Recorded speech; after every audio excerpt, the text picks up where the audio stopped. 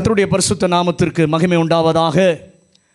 இந்த 2வது மாதத்தின் முதல் நாளிலே நாம் தேவ ஜனமாய், என்னுடைய பிள்ளைகளாய், சபையாய் இணைந்து தேவனுடைய பரிசுத்த நாமத்தை மகிமைப்படுத்துவதற்கும் ஆராதிப்பதற்கும் சர்வவல்லவருடைய மகிமையால் நம்மை நிரப்புவதற்கும் தேவன் நமக்கு கிருபை பாராட்டினார்.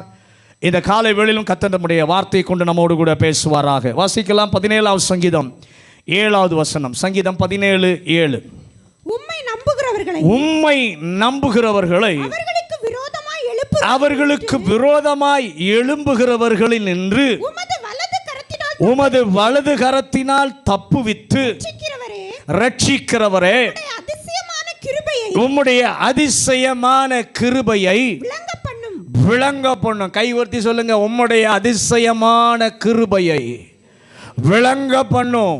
நல்லா சொல்லுங்க சத்தம். ஆண்டவரே, இந்த 2வது மாசத்துல என் குடும்பத்தில், என் தனிப்பட்ட வாழ்க்கையில், என் வேலை ஸ்தலத்தில், ஆவிக்குரிய நிலைமையில் உம்முடைய அதிசயமான கிருபையை விளங்க பண்ணும். நான் விசுவாசிக்கிறேன், அவருடைய அதிசயமான கிருபையை விளங்க பண்ண தான் கர்த்தர் முன்பாக போய் கொண்டிருக்கிறார். ஹல்லேலூயா, ஹல்லேலூயா. அதை விளங்க பண்ணுவாராக. இந்த 2வது மாதத்தில் ஒவ்வொருடைய தனிப்பட்ட வாழ்க்கையிலும், தனிப்பட்ட சூழ்நிலையிலும் அவருடைய அதிசயமான கிருபையை என் ஆண்டவர் கொஞ்சமாக இல்லை, தாராளமாக விளங்க பண்ணுவாராக. அல்லேலூயா. விளங்க பண்ணுவார்னு சொன்னால் வார்த்தையில் சொல்லிட்டு போகிறதில்ல, அனுபவமாக அனுபவிக்கவும் கர்த்தர் உதவி செய்வாராக. அல்லேலூயா. நல்ல கவனிங்க, இந்த இடத்துல இந்த மாதத்தில் ஆண்டவர் விளங்க பண்ணுகிற கர்த்தராய் நம்மோடு இருக்க போகிறார், நமக்கு முன்பாக போய் கொண்டிருக்கிறார். அல்லேலூயா. தாவீதினுடைய இந்த 17வது சங்கீதம், நான் ஏற்கனவே சொன்னது போல, தாவீதினுடைய விண்ணப்பத்தை சொல்லுகிறதான ஒரு சங்கீதம். முதல் வசனத்திலிருந்து நீங்கள் 15வது வசனம் வரைக்கும் வாசித்து பார்ப்பீர்கள் என்று சொன்னால், அவனுடைய வாழ்க்கையில் இருந்ததான நெருக்கடியான சூழ்நிலைகள் ஒவ்வொன்றையும் அவன் நினைப்பூட்டி, ஆண்டவரே இது இப்படித்தான் இருக்கிறது, இது இப்படியே இருக்கிறது, ஆகவே எனக்கு இது வேண்டும், என்னுடைய வாழ்க்கையில் இதை செய்வீராக, எனக்கு அனுகூலமாக இதை நடத்துவீராக என்று ஆண்டவரிடத்திலே வைக்கிறதான விண்ணப்பம் தான் இந்த 17வது சங்கீதம். அந்த 17வது சங்கீதத்தில் 7வது வசனத்தில் சொல்றாரு, உம்மை நம்புகிறவர்களை அவர்களுக்கு விரோதமாய் எழும்புகிறவர்களில் நின்று உமது வலது கரத்தினால் தப்புவித்து ரட்சிக்கிறவரே, உம்முடைய அதிசயமான கிருபையை விளங்க பண்ணும். ஹல்லேலூயா.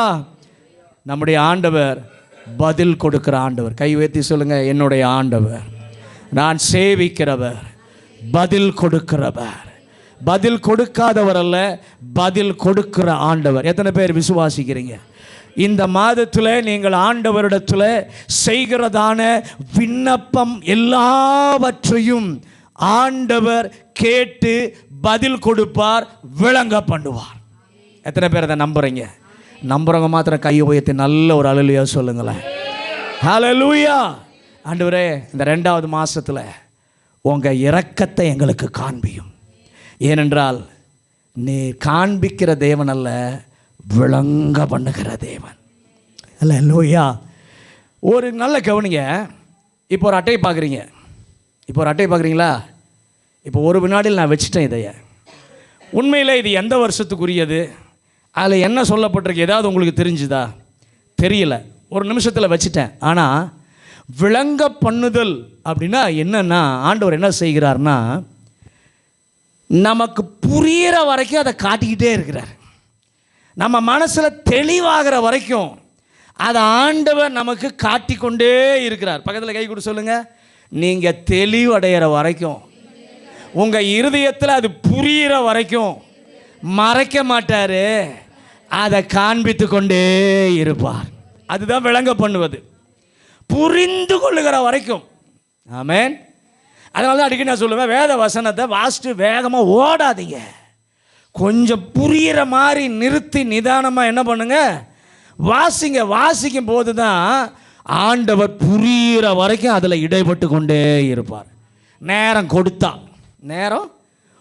இன்றைக்கி வாசிக்கணுமே வாசிட்டு வேகமாக ஓடிட்டா விளங்க பண்ண மாட்டார். நேரம் கொடுத்தா அந்த வசனத்தை உங்களுக்கு ஆண்டவர் விளங்க பண்ணுவார். என்ன ஆண்டவர் பேசுகிறார், என்ன பேச விரும்புகிறார், எதை செய்ய விரும்புகிறார், எதிலே நடக்க விரும்புகிறார், எல்லாவற்றையும் புரிந்து கொள்ளுகிற, இன்னும் சொன்ன போனால் நம்ம மூளையில் விளங்குற வரைக்கும் கர்த்தர் சொல்லி கொடுப்பார். பக்கத்தில் பார்த்து சொல்லுங்கள், மூளையில் விளங்குற வரைக்கும் செய்வார். ஏனென்றால் என்னுடைய ஆண்டவர் விளங்க பண்ணுகிற தேவன். அல்லேலூயா. வில்லங்கம் பண்ணுற தேவன் அல்ல, விளங்க பண்ணுகிற தேவன். அல்லேலூயா. வாசிங்க சகரியாவின் புஸ்தகம் 6வது அதிகாரம் 13ஆம் வசனம். சகரியா 6வது அதிகாரம் 13ஆம் வசனம். அவரே கர்த்தருடைய ஆலயத்தை கட்டுவார். அவரே கர்த்தருடைய ஆலயத்தை கட்டுவார். அவர் மகிமை பொருந்தினவராய், அவர் மகிமை பொருந்தினவராய் சிங்காசனத்தின் மேல் வீற்றிருந்து, சிங்காசனத்தின் மேல் வீற்றிருந்து ஆளுகை செய்வார். ஆளுகை செய்வார். அவருடைய சிங்காசனத்தின் மேல் ஆசாரியராயும் இருப்பார். இவ்விரண்டின் நடுவாக சமாதானத்தின் ஆலோசனை. ராஜா ஒருவர் இருக்கிறார், இன்னொரு பக்கத்தில் ஆசாரியன் இருக்கிறார். கர்த்தருடைய வார்த்தை சொல்லுகிறது, இந்த ரெண்டு அரியணைகளுக்கு நடுவிலே சமாதானத்தின் ஆலோசனை விளங்கும். அல்லேலூயா. ரெண்டு சிங்காசனம் இருக்கிறது. அந்த ரெண்டு சிங்காசனத்திற்கு நடுவிலே விளங்கும் என்றால் அவர் காண்பிக்க இருக்கிற காரியம் கண்கள் காண்கிற நிலையிலே என் தேவன் அதை பிரத்யட்சமாக்க விரும்புகிறார். அல்லேலூயா. காதில் உங்களுடைய கண்களிலே படும் வரை என் ஆண்டவர் இந்த 2வது மாதத்திலே தம்முடைய சமாதானத்தின் ஆலோசனையை என் ஆண்டவர் பிரத்யட்சமாக்க போகிறார். அல்லேலூயா. ஆண்டவர் எகிப்திலே மோசையை அனுப்பும் போது அவர் சொல்றாரு, எகிப்து தேசத்திலே என் கையை நான் காண்பிப்பேன் என்று சொல்லுகிறார். அல்லேலூயா. யாத்திராகமம் 8வது அதிகாரம் 23, 24 வசனத்தையும் 9வது அதிகாரம் 4, 5 வசனங்களையும் வாசிக்கலாம். யாத்திராகமம் 8, 23, 24, 9வது அதிகாரம் 4வது வசனமும் 5வது வசனம். என் ஜனங்களுக்கும் உன் ஜனங்களுக்கும் வித்தியாசம் உண்டாகும்படி செய்வேன். இந்த அடையாளம் நாளைக்கு உண்டாகும் என்று கர்த்தர் சொல்லுகிறார் என்று சொல் என்றார். அப்படியே கர்த்தர் செய்தார். மகா திரளான வண்டு ஜாதிகள் பார்வோன் வீட்டிலும் அவன் ஊழியக்காரர் வீடுகளிலும் எகிப்து தேசம் முழுவதிலும் வந்தது. வண்டுகளினாலே தேசம் கெட்டு போயிற்று.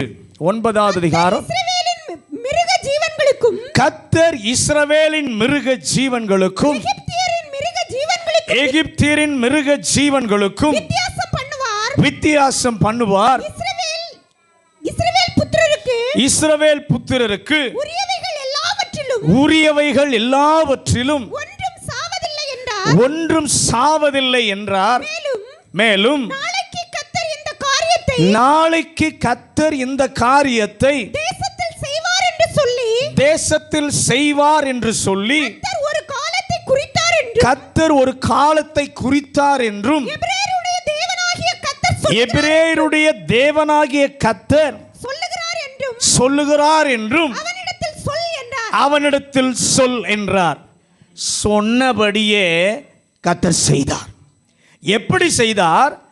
காண்பிக்கும் போது ஏதோ அற்புதம் செய்தார் என்று காண்பிக்கவில்லை.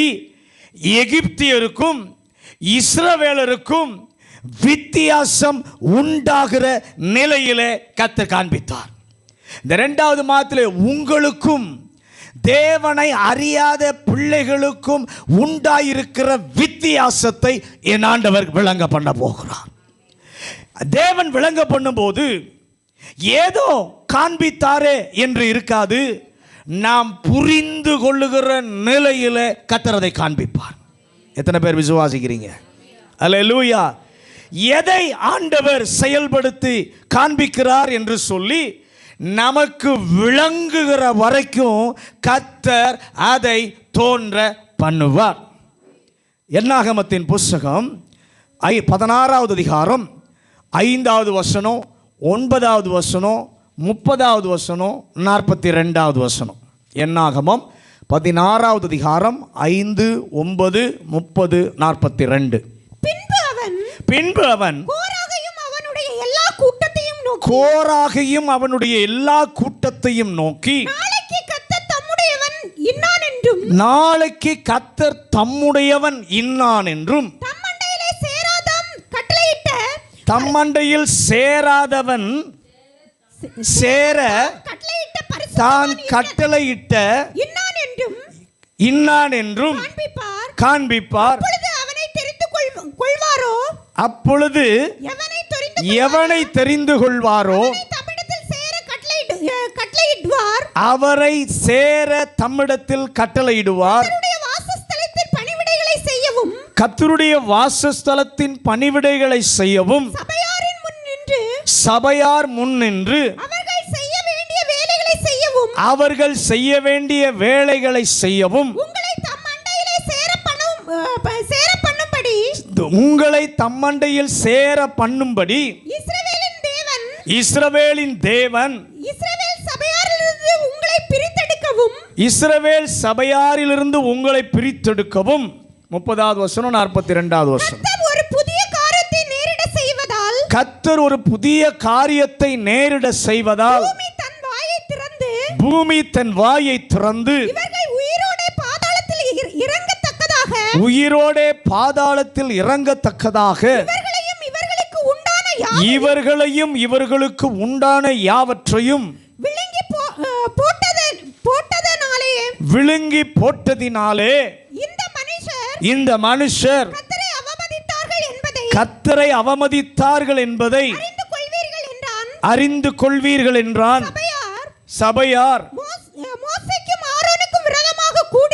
கூடி ஆசரிப்பு கூடாரத்துக்கு நேரே பார்க்கிறபோது மேகம் அதை மூடினது, கர்த்தரின் மகிமை காணப்பட்டது. நல்ல கவனிங்க. இஸ்ரவேல் ஜனங்களில கர்த்தர் ஒன்றை காண்பிக்க விரும்பினார். மோசே சொல்றான், தேவன் தெரிந்து கொண்டவர்கள் யார், தெரிந்து கொள்ளாதவர்கள் யார் என்பதை ஆண்டவர் காண்பிப்பாராக. ஆமென். கர்த்தரும் சொல்றாரு, நான் காண்பிப்பேன், இதுவரை கண்டிராத விதத்திலே காண்பிப்பேன் என்று சொல்லி ஆண்டவர் காண்பிக்கும் போது எப்படி காண்பித்தார் தெரியுமா? கண்களுக்கும் தெரிந்தது, மூளைக்கும் விளங்கினது. பக்கத்தில் பார்த்து சொல்லுங்க, கர்த்தர் காண்பிக்கும் போது கண்களுக்கும் தெரிந்தது, மூளைக்கும் விளங்கினது. எப்படி தெரியுமா? யாருமே மறுக்க முடியாத நிலையில் கர்த்தர் காண்பித்தார். அல்லேலூயா. காண்பதற்கு, புரிந்து கொள்வதற்கு, மறுக்கவே முடியாத நிலையிலே தேவன் விளங்க செய்வார். இந்த மாதத்தில் நான் விசுவாசிக்கிறேன்.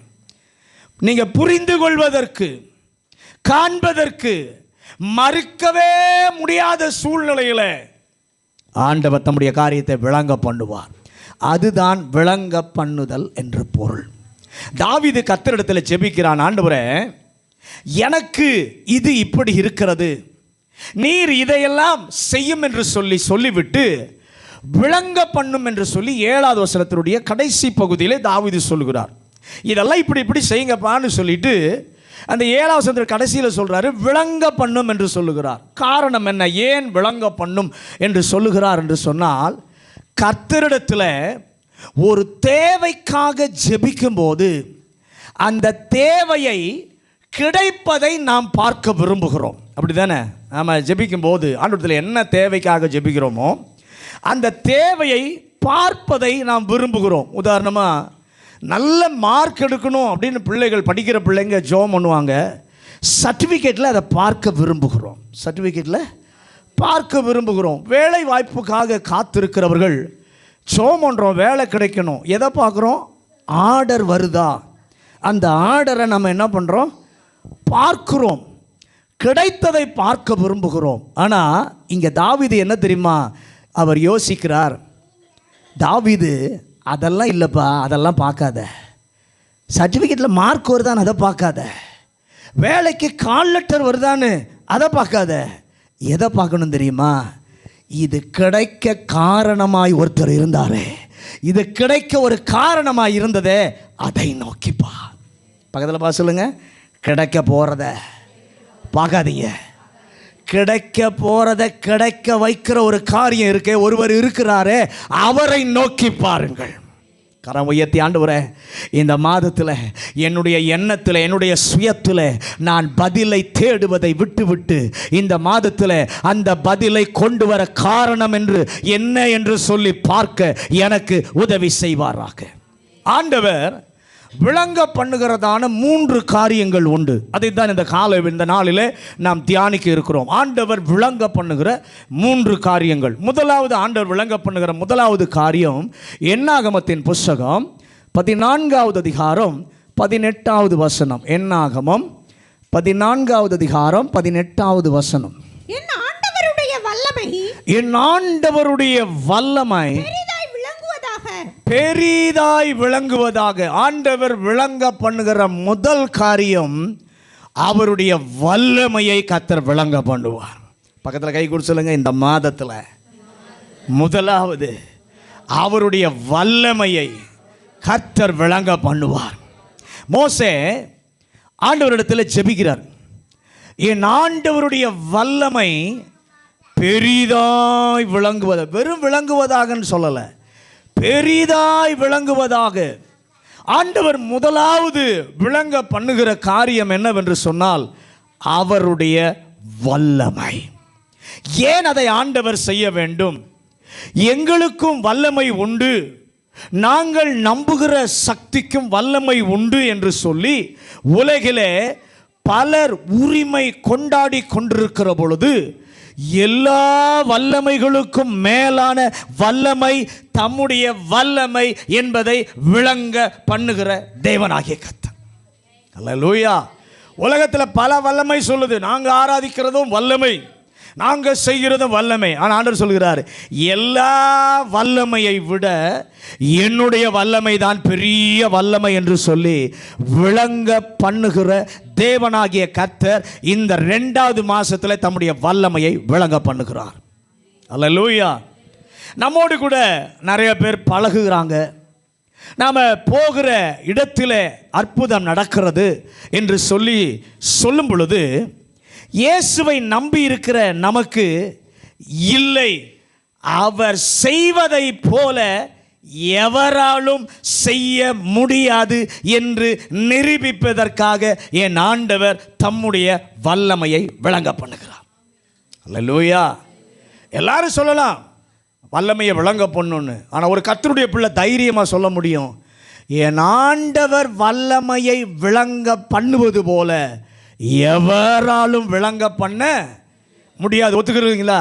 ஒத்துக்கொள்கிறவங்களாம் கையை உயர்த்தி ஆண்டவருக்கு ஒரு நன்றி சொல்லுங்க. அல்லேலூயா. நல்ல கவனிங்க. இப்படி நாம் சொன்னாலும் ஜனங்கள் புரிந்து கொள்ள மாட்டார்கள். புரிந்து கொள்ள செய்வதற்காகவே என் ஆண்டவர் தம்முடைய வல்லமையை விளங்க பண்ணுகிறார். பக்கத்தில் கை கொடுத்து சொல்லுங்க, நீங்கள் என்ன சொன்னாலும் புரிஞ்சிக்க மாட்டாங்க. அவங்கள புரிய வைப்பதற்காகவே ஆண்டவர் தம்முடைய வல்லமையை விளங்க பண்ண இருக்கிறார். எங்கே தெரியுமா? நம்முடைய சூழ்நிலையில் தான். எங்கோ எவருக்கோ இல்லை, நம்முடைய சூழ்நிலையில் அவருடைய வல்லமை பெரிதானது என்பதை என் ஆண்டவர் விளங்க பண்ணுகிறார்.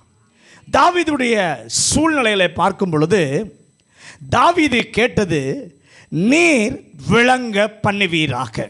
இதுதான் இன்னைக்கு நமக்கு மெயின் தீம். என்னது? விளங்க பண்ணுவீராக. எல்லாரும் நல்ல சத்தமாக சொல்லுங்க, விளங்க பண்ணுவீராக. தாவீது அதை தான் கேட்குறார். என்ன செய்வார்? சூழ்நிலையில் ஆங்காங்கு சில நகர்வுகளை கர்த்தர் ஏற்படுத்துவார். சொல்லுங்க, எதை விளங்க பண்ணுவார்? ஆங்காங்கே நம்முடைய சூழ்நிலையில் சில நகர்வுகளை கர்த்தர் என்ன பண்ணுவார்? ஏற்படுத்துவார். செயல்பாடுகளை வைப்பார். கடைசியில் பார்க்கும்போது இது எப்படி என்று சொல்லி, எப்படி நடந்தது என்று சொல்லி தெரிந்தால் அவருடைய வல்லமை செய்தது என்பதை உணருவார்கள். இத்தனை பேர் ஆமேன்னு சொல்கிறீங்க. மோசே கர்த்தரிடம் கேட்கும் பொழுது, ஆண்டவரே நீர் விளங்க பண்ணும் உம்முடைய வல்லமையை பெரிதாய் விளங்க பண்ணும். அவருடைய வல்லமை ஏற்கனவே பெருசு தான். சொல்லுங்கள், அவருடைய வல்லமை ஏற்கனவே பெருசு தான், சின்னதெல்லாம் இல்லை, பெருசு தான். ஆனாலும் மோசே ஜெபிக்கிறான், உம்முடைய வல்லமை பெரியது என்று. ஏன்? அன்றைக்கு இஸ்ரவேல் ஜனங்கள் ஆண்டவரை ரொம்ப வேதனைப்படுத்தி விட்டார். ஆண்டவரை ரொம்ப வேதனைப்படுத்திட்டாங்க. ஆண்டவருக்கு மட்டும் வேதனை ஆண்டவருக்கு மட்டுமல்ல, கோபம் இவர்களை முற்றிலும் அழித்து விடுவேன்னு சொல்கிறார். வேதனை மட்டும் இல்லை, இவங்களை நான் அழிச்சிடுவேன்னு சொல்லி ஆண்டவர் சொல்கிறாரு. அப்போது மோசே இருவருக்கு நடுவில் மத்தியஸ்தனாய் வந்து பேசுகிறான். அந்த இஸ்ரவேல் ஜனங்களுக்கும் ஆண்டவருக்கும் நடுவில் மத்தியஸ்தனாய் நின்று மோசே என்ன பண்ணுகிறாரு? ஜெபம் பண்ணுகிறாரு, கேட்குறாரு, ஆண்டவரே உம்முடைய வல்லமையை பெரிதாய் விளங்க பண்ணுவீராக. வியாதிகளை குணமாக்குவது வல்லமை, அற்புதத்தை செய்வது வல்லமை, ஆச்சரியமானதை நடப்பிப்பது வல்லமை. ஆனால் இவை எல்லாவற்றை விட பெரிதாக கர்த்தருடைய வல்லமை செய்வது எது? பெரிதாக கர்த்தருடைய வல்லமை செய்வது எது அல்லது என்ன? ஆக்கினை தீர்ப்பில் இருக்கிற ஆத்துமாவை அந்த ஆக்கினை தீர்ப்பில் இருந்து ரட்சித்து காப்பாற்றுவது ஆண்டவருடைய பெரிய வல்லமை. ஹல்லேலூயா, ஹல்லேலூயா. அழிந்து போக வேண்டிய ஜனம் அழியாமல் ஆண்டவருடைய கிருபை வல்லமையினாலே கட்டப்படுவது பெரிய கிருபை. ஒரு ஆமென் சொல்லுங்களேன். அந்த கிருபை தாங்க நம்மளை தூக்கி எடுத்துச்சு, பாவத்திலிருந்து நம்மை தூக்கி வச்சு நிறுத்தினது, நம்மை காப்பாற்றினது. ஆக்கினை தீர்ப்புக்கு நம்மை காப்பாற்றி தப்புவித்து இன்றைக்கு அவருடைய பிள்ளையாய் அமர வைத்து நம்மை ஆராதிக்க வைத்திருப்பது அவருடைய பெரிய கிருபையை விளங்க பண்ணினதினாலே. அல்லேலூயா. கை உயர்த்தி ஆண்டவரே, இந்த தேசத்தில் கோடிக்கணக்கான ஜனங்கள் இருக்காங்க, இந்த பாண்டிச்சேரியில் லட்சக்கணக்கான ஜனங்கள் இருக்கிறாங்க, இன்னும் உம்முடைய வல்லமையினால் தொடப்படாமல் வெளியே இருக்கிறார்கள். இந்த மாதத்தில் நீர் உம்முடைய கிருபையின் செயலை காண்பித்து அவர்கள் வாழ்க்கையில் மன்னிப்பை இயேசுவின் மூலம் பெற்றுக்கொள்ள உம்முடைய வல்லமையை பெரிதாய் விளங்க செய்வீராக. அல்லேலூயா. அடித்து திருத்த முடியல, ஒடுக்கி திருத்த முடியல. ஒரு நாள் இயேசுவின் வல்லமை அந்த வாழ்வில் இறங்குகிறது. சனப்பொழுதிலே கர்த்தர் மீட்டெடுப்பார். எத்தனை பேர் விசுவாசிக்கிறீங்க? என்ன அடித்தாலும் திருந்தலை, எவ்வளோ நெருக்கினாலும் திருந்தலை, என்ன அதிகாரத்தினாலும் ஒன்றும் பண்ண முடியல. ஆனால் இயேசுவின் வல்லமை தொடுமானால் ஒரு சனப்பொழுதில் அவர் அந்த ஜனத்தை மாற்ற அவரால் கூடும். புது மனிதனாக என் ஆண்டவர் மாற்றுவார், நான் விசுவாசிக்கிறேன். அப்போது ஜனங்களுக்கு விளங்கும், இது மெய்யாகவே இயேசுவினுடைய வல்லமை தான் என்று சொல்லி விளங்கும். பழைய ஏற்பாட்டில் ஆண்டவர் தம்முடைய வல்லமையை விளங்க பண்ணுவதற்கு ஒரு முறையை கர்த்தர் பயன்படுத்தினார். நீங்கள் வாசிங்களேன், 2 நாளாகமம் 6வது அதிகாரம் 41வது வசனம். 2 நாளாகமம் 6வது அதிகாரம் 41வது வசனம். தேவனாகிய கர்த்தாவே, உம்முடைய தாபர ஸ்தலத்திற்கு தேவரீர் உமது வல்லமையை விளங்கும் பெட்டியுடன் எழுந்தருளும். நல்ல கவனிங்க. ஆலயத்தை பிரதிஷ்டை பண்ணி ஜெபிக்கும் பொழுது, அந்த ஜெபத்தை முடிக்கும் போது சாலமோன் இப்படி ஜெபிக்கிறார்: தேவனாகிய கர்த்தாவே, உம்முடைய வல்லமை விளங்கும் பெட்டியுடன் எழுந்தருளும். தம்முடைய ஜனங்கள் மத்தியில் அவர்கள் வாழ்க்கைக்கு தேவையான பரிகாரத்தை கொடுக்க ஆண்டவர் தம்முடைய வல்லமையை விளங்க பண்ணின போது தம்முடைய பெட்டியின் மூலமாக தேவன் அதை விளங்க பண்ணினார். 1 சாமுவேல் 5ஆம் அதிகாரம் 5-6 அதிகாரங்களில் பெலிஸ்தியர் இந்த பெட்டியை பிடித்து கொண்டு போகிறார்கள். எங்கெல்லாம் போனதோ அங்கு தேவன் அந்த பெட்டியின் மூலம் வல்லமையை கர்த்தர் விளங்க பண்ணினார். தாகோனை விட என்னுடைய வல்லமை பெரியது என்பதையும் கர்த்தர் விளங்க பண்ணினார். அல்லேலூயா. கர்த்தர் காண்பித்தார். 2 சாமுவேல் 6ஆம் அதிகாரம் 12வது வசனத்தை வாசிங்க. 2 சாமுவேல் 6வது அதிகாரம் 12வது வசனம். தேவனுடைய பெட்டியின் நிமித்தம் தேவனுடைய பெட்டியின் நிமித்தம் கர்த்தர் ஓபேத் ஏதோமின் வீட்டையும் கர்த்தர் ஓபேத் ஏதோமின் வீட்டையும் அவனுக்கு உண்டான எல்லாவற்றையும் ஆசீர்வதித்தார் என்று தாவீது ராஜாவுக்கு அறிவிக்கப்பட்டது. அப்பொழுது தாவீது தேவனுடைய பெட்டியை ஓபேத் ஏதோமின் வீட்டிலிருந்து தாவீதின் நகரத்திற்கு நல்ல கவனிங்க. இப்போ இந்த பெட்டி ஓபேத் ஏதோமுடைய வீட்டிற்கு வருகிறது. கர்த்தருடைய வசனம் அங்கே சொல்லுகிறது, தேவனுடைய பெட்டியின் நிமித்தம் கர்த்தர் ஓபேத் ஏதோமின் வீட்டையும் அவனுக்கு உண்டான எல்லாவற்றையும் ஆசீர்வதித்தார் என்று தாவீது ராஜாவுக்கு அறிவிக்கப்பட்டது. தாவீது ராஜாவுக்கு சொல்லப்படுகிறது. கர்த்தருடைய பெட்டியினால் ஆண்டவர் விளங்க பண்ணுகிற இன்னொரு வல்லமை என்ன? அறிமுகம் தெரியாதிருந்த ஒரு வீட்டிலே ராஜாவும் ஆசைப்படும் அளவு அரண்மனையிலே இல்லாத ஆசீர்வாதம் அவனுடைய வீட்டிலே கர்த்தர் கொடுத்து அந்த பெட்டியினுடைய வல்லமை வெளிப்பட்டதினாலே தாவீதுக்கு செய்தி அறிவிக்கப்பட்ட உடனே அதை கொண்டு வர அவன் தீர்மானிக்கிறான். அல்லேலூயா. இந்த பெட்டி என்பது கர்த்தருடைய வார்த்தை, வேதாகமம், கர்த்தருடைய வசனம். இந்த வசனம் உங்கள் வீட்டுக்குள்ளே மூடி வைக்கிறது இல்லை. இந்த வசனத்தை எடுத்து வாசித்தா, இந்த வசனத்தின்படி வாழ்ந்தா தம்முடைய வல்லமையை கர்த்தர் இந்த பெட்டியின் மூலம் விளங்க பண்ணுவார். எத்தனை பேர் இதை நம்புறீங்க? ஹல்லேலூயா. ஆண்டவரே, உம்மை நம்பி சேவிக்கிற எங்களுக்கு அந்த வல்லமையை எங்கள் சூழ்நிலையில் இந்த 2வது மாதத்தில் கர்த்தர் விளங்க பண்ணுவீராக. அப்போ என்ன பண்ணுவாங்க தெரியுமா? உங்களை சுற்றி இருக்கவங்க, உங்கள் உறவினர்கள், உங்கள் நண்பர்கள், தேவனை அறியாதவங்க சொல்லுவாங்க, இந்த குடும்பத்தை பற்றி எனக்கு நல்லா தெரியும், இந்த குடும்பத்தை பற்றி எனக்கு நல்லா தெரியும், இவங்க எப்படி இருந்தாங்க எங்களுக்கு தெரியும். ஆனால் இப்போ பார்க்கும் பொழுது இதுவரைக்கும் இல்லாத ஒரு ஆசீர்வாதம் அவர்களுக்கு எப்படி உண்டாயிற்று என்று சொல்லி அந்த ஜனத்திற்கு விளங்க பண்ணுவதற்காக ஆண்டவர் பெட்டியுடன் எழுந்தருளுவார். ஆமென் சொல்லுங்களேன். ஹல்லேலூயா. அங்கே பார்க்கும் பொழுது உடன்படிக்கை பெட்டியை சுமந்த ஆசாரியருடைய கால் பட்ட உடனே தேவன் பெட்டியின் மூலம் வல்லமையை ஆண்டவர் விளங்க பண்ணினார். என்ன விளங்க பண்ணினார்? கால் பட்ட உடனே பாதை உண்டானதை பார்க்க செய்தார். கை உயர்த்தி, ஆண்டவரே, எங்களுடைய வாழ்க்கையில் எங்களுக்கு விரோதமாக இருக்கிற வல்லமைகளை விட உம்முடைய வல்லமை மேலான வல்லமை.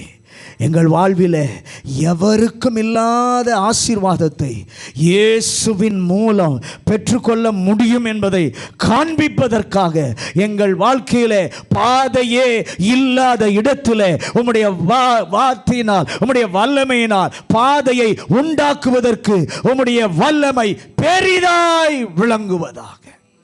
லூக்கா எழுதின சுவிசேஷம் 5வது அதிகாரம் 17வது வசனம். லூக்கா 5:17. பின்பு ஒரு நாள் அவர் உபதேசித்துக் கொண்டிருக்கிற போது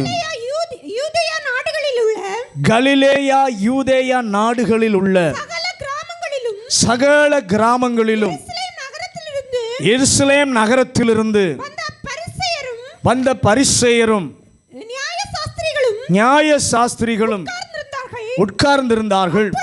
அப்பொழுது பிணியாளிகளை குணமாக்கத்தக்கதாக கர்த்தருடைய வல்லமை விளங்கிற்று. நல்ல கவனி. இந்த பகுதியில் பார்க்கும் பொழுது ஜெப ஆலயத்தில் கர்த்தர் உபதேசித்துக் கொண்டிருக்கிறார். அந்த நேரத்தில் ஒரு வைத்தியனை வைத்து கர்த்தர் எழுத வைக்கிறார். இந்த லூக்கா 5:17. அப்பொழுது பிணியாளிகளை குணமாக்கத்தக்கதாக கர்த்தருடைய வல்லமை வெளிப்பட்டதல்ல, விளங்கிற்று. ஆமென். விளங்க பண்ணுகிற ஒரு கர்த்தர் இருக்கிறார். அவருடைய வல்லமை இந்த விதத்தில் விளங்க பண்ணுவார். அவரை கூடி ஆராதிக்க ஆலயம் இந்த காலை வேளையிலே நாம் வந்திருக்கிறோம். இங்கேயும் இயேசுவின் பிரசன்னம் நம் நடுவில் இருக்கிறது. எத்தனை பேர் அதை விசுவாசிக்கிறீர்கள்? அவர் நம் நடுவிலே உலாவி கொண்டிருக்கிறார். என்ன வேதனையோடு, என்ன பிரச்சனையோடு, என்ன பாடுகளோடு, என்ன வியாதியோடு வந்திருந்தாலும், ஒருவேளை நம்முடையவர்கள் மருத்துவமனைகளிலே கூட இருக்கலாம். வியாதியினாலே பாதிக்கப்பட்டவர்களாய், சுகவீனமாய், நமக்கு அறிமுகமானவர்கள் மருத்துவமனைகளிலோ வீடுகளிலோ வியாதியாய் இருந்தாலோ இந்த ஆண்டவர் விளங்க பண்ணுவார். எத்தனை பேர் அதை விசுவாசிக்கிறீங்க? ஏன் இப்போ நீங்களே வியாதியாக இந்த இடத்துல வந்திருந்தாலும் கர்த்தர் தம்முடைய வல்லமையை விளங்க பண்ணி உங்களை சுகத்தோடு கர்த்தர் அனுப்ப போகிறார். அல்லேலூயா. பிணியாளிகளை குணமாக்க இயேசுவினிடத்திலே வல்லமை உண்டு என்று தம்முடைய வல்லமையை விளங்க பண்ணுகிற கர்த்தர் இந்த 2வது மாதத்திலே உங்கள் பிணியாளிகளை, உங்கள் வியாதிகளை, உங்கள் பலவீனங்களை கர்த்தர் நீக்கி தம்முடைய வல்லமையை உங்க வாழ்க்கையில கர்த்தர் விளங்க பண்ணுகிறார். 2வது ஆண்டவர் விளங்க பண்ணுகிற காரியம் ஆகாயின் புஸ்தகம் 1வது அதிகாரம் 8வது வசனம். ஆகாய் 1வது அதிகாரம் 8வது வசனம். நீங்கள் மலையின் மேல் ஏறி போய் மரங்களை வெட்டி கொண்டு வந்து ஆலயத்தை கட்டுங்கள். அதன் பேரில் நான் பிரியமாயிருப்பேன். அதனால் என் மகிமை விளங்கும் என்று கர்த்தர் சொல்கிறார். முதலாவது தம்முடைய வல்லமையை விளங்க பண்ணுவார். 2வது தம்முடைய மகிமையை கர்த்தர் விளங்க பண்ணுவார். அல்லேலூயா, அல்லேலூயா. நல்ல கவனிங்க. 2வது மகிமையை விளங்க பண்ணுகிற ஒருவர் நம் நடுவில் இந்த காலை வேளையில் வந்திருக்கிறார். அவருடைய மகிமைக்கு ஒப்பான, அவருடைய மகிமைக்கு நிகரான ஒரு மகிமை இந்த உலகத்தில் வேறு ஒன்றுமே இல்லை. அவர் வேறு யாருக்கும் மகிமையை கொடுப்பதில்லை. வேத வசனம் சொல்லுகிறது, என் மகிமையை நான் வேறு யாருக்கும் கொடுப்பதில்லை. அல்லேலூயா, அல்லேலூயா. நம்முடைய சூழ்நிலையில் அவருடைய மகிமை விளங்கும்படி செய்வார். நம்மை பாராட்டுவதற்கு பதில் தேவன் அதை செய்யும் போது, நல்ல கவனிங்க, இவர்கள் நம்பியிருந்த தேவன், இவர்கள் சேவித்ததான தேவன் இவர்களை கைவிடவில்லை. இவர்கள் இந்த தேவனை ஆராதித்தது, இந்த தேவனை பின்பற்றினது வீணாக போகவில்லை என்று கர்த்தருடைய மகிமை விளங்கும்படி தம்முடைய மகிமையை கர்த்தர் விளங்க பண்ணுவார். அல்லேலூயா. மோசே அதை நன்றாக புரிந்து கொண்டான். 90 சங்கீதம் 16 வசனத்தை வாசிங்க. சங்கீதம் 90:16. உமது கிரியை உமது ஊழியக்காரருக்கும் உமது மகிமை அவர்கள் பிள்ளைகளுக்கும். இந்த வசனத்தில் பார்க்கும்போது மோசே இப்படி ஜெபிக்கிறான், ஆண்டவரே உம்முடைய கிரியையை உம்முடைய ஊழியக்காரருக்கும் உமது மகிமையை அவர்கள் பிள்ளைகளுக்கும் விளங்குவதாக. அப்படின்னா என்ன அர்த்தம்னா, கண்களுக்கு தெரிவதாக, மூளையில் பதிவதாக. சொல்லுங்க, கண்களுக்கு தெரிவதாக, மூளையில் பதிவதாக, மறுக்க முடியாத நிரூபணமாவதாக. அல்லேலூயா. மோசே கேட்குறான், ஆண்டவரே உம்முடைய மகிமை விளங்குவதாக. எப்பொழுது விளங்கும் மகிமை? அதுக்கு முந்தின வசனத்தை வாசிங்க. 90. தேவரீர் எங்களை சிறுமைப்படுத்தின நாட்களுக்கும் நாங்கள் துன்பத்தை கண்ட வருஷங்களுக்கும் சரியா எங்களை மகிழ்ச்சியாக்கும். கையை உயர்த்தி சொல்லுங்க, ஆண்டவரே நாங்கள் துன்பத்தை கண்ட நாட்களுக்கு சரியா எங்களை மகிழ்ச்சியாக்கும். இங்க மோசே ஜெபம் பண்றாரு, ஆண்டவரே எனக்கு ஒரு ஜெபம் விண்ணப்பம் இருக்கு.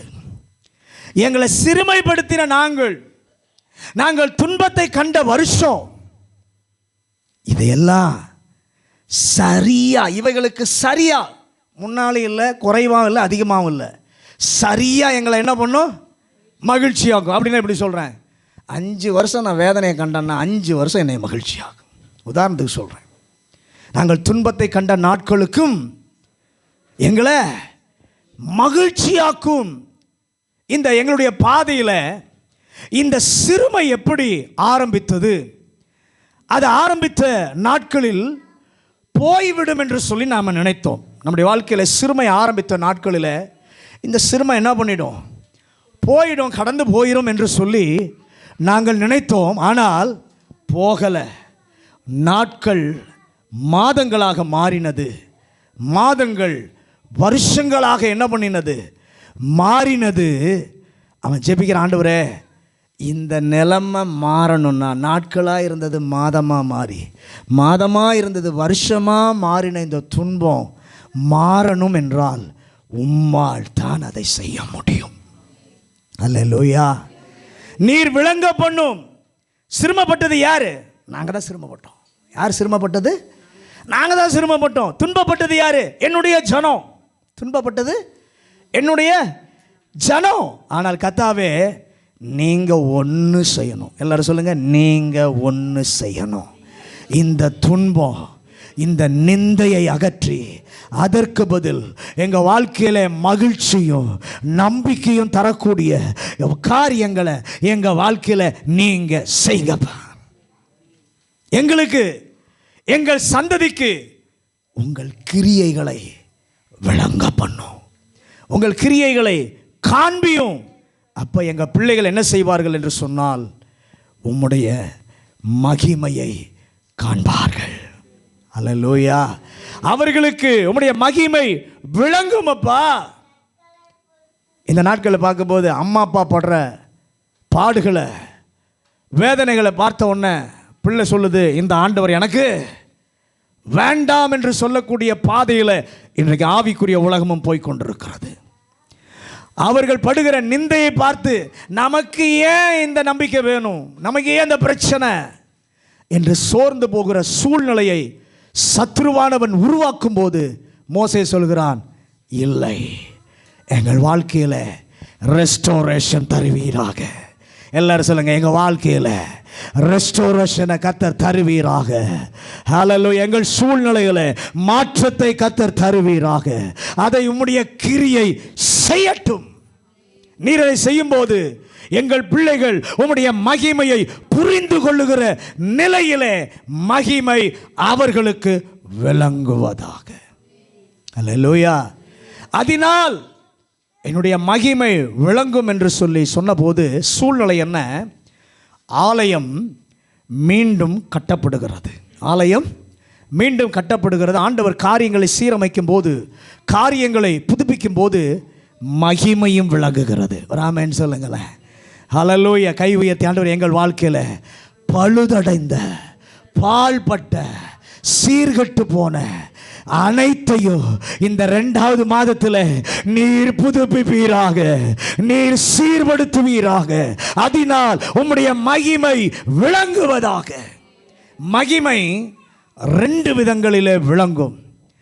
இழந்து போன மகிமையின் ஸ்தானத்திலே மீண்டும் ஆண்டவர் கொண்டு வந்து நிறுத்தும் போது இது தேவனுடைய மகிமை என்று சொல்லி ஜனங்கள் புரிந்து கொள்ளுவார்கள். இன்னொன்று, ஆகாய் 1 அதிகாரம் 8வது வசனத்தை மறுபடி வாசிங்க. ஆகாய் 1:8. நீங்கள் மலையின் மேல் ஏறி போய், நீங்கள் மலையின் மேல் ஏறி போய் மரங்களை வெட்டி கொண்டு வந்து, மரங்களை வெட்டி கொண்டு வந்து ஆலயத்தை கட்டுங்கள். ஆலயத்தை கட்டுங்கள். அதன் பேரில் நான் பிரியமாயிருப்பேன். அதன் பேரில் நான் பிரியமாயிருப்பேன். அதனால் என் மகிமை விளங்கும் என்று சொல்லுகிறார். நல்ல கவனிங்க. ஆங்கிலத்தில் வாசித்தால், தமிழில் வாசிக்கும் போது அதனால் என் மகிமை விளங்கும் என்று சொல்லி இருப்பது. ஆங்கிலத்தில் வாசித்தீங்கன்னா I will glorify. I will glorify அப்படின்னா என்ன அர்த்தம்னா, இந்த ஆலயத்தை மகிமையால் நிரப்புவேன். மகிமையால். 2வது 1 அதிகாரத்தில் பார்க்கும்போது, எந்த ஆலயத்தை மகிமையால் நிரப்புகிறேனோ அந்த ஆலயத்தினாலேயே நான் மகிமைப்படுவேன். கை கொடுத்து சொல்லுங்க, எந்த ஆலயத்தை கர்த்தர் மகிமைப்படுத்துகிறாரோ அந்த ஆலயத்தினாலே அவரும் மகிமைப்படுவார். அல்லேலூயா. அதுதான் ரொம்ப முக்கியம். நம்முடைய சூழ்நிலையை புதுப்பித்து அவருடைய மகிமையை வெளிப்படுத்துவது நல்லது.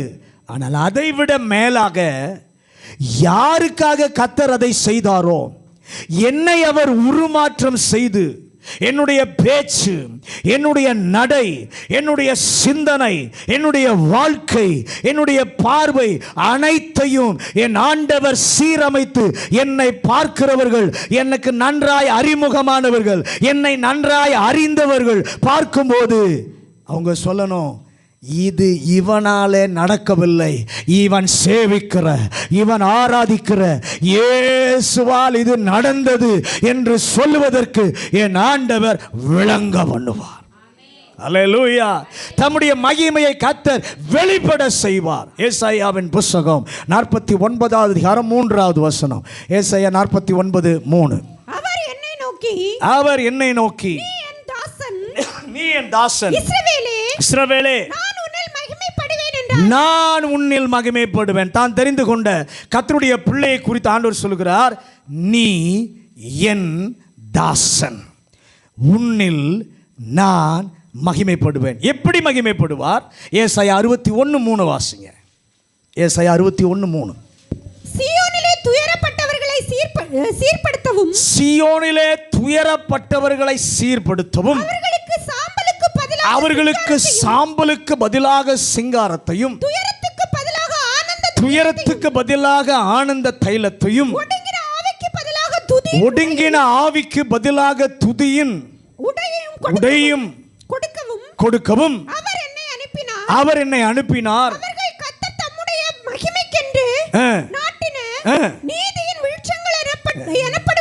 நீதியின் விருட்சங்கள் எனப்படுவார்கள். நம்மை தெரிந்து கொண்ட போது ஒரு செடியாக, ஒரு மரமாக நம்மை ஆண்டவர் நட்டு வைத்தார். எதற்காக நட்டினார்?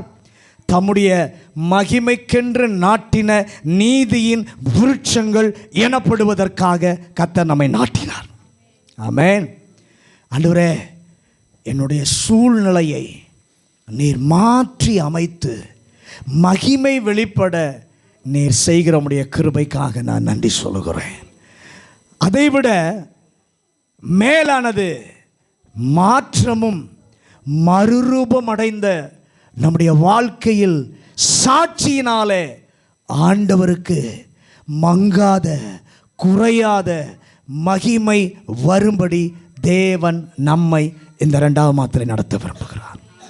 எல்லாரும் கைகளை உயர்த்தி, ஆண்டவரே, இந்த 2வது மாதத்தில் உம்முடைய நாமத்திற்கு மங்காத குறையாத ஒரு மகிமை வரும்படி என்னை நீர் நடத்த விரும்புகிறீர்.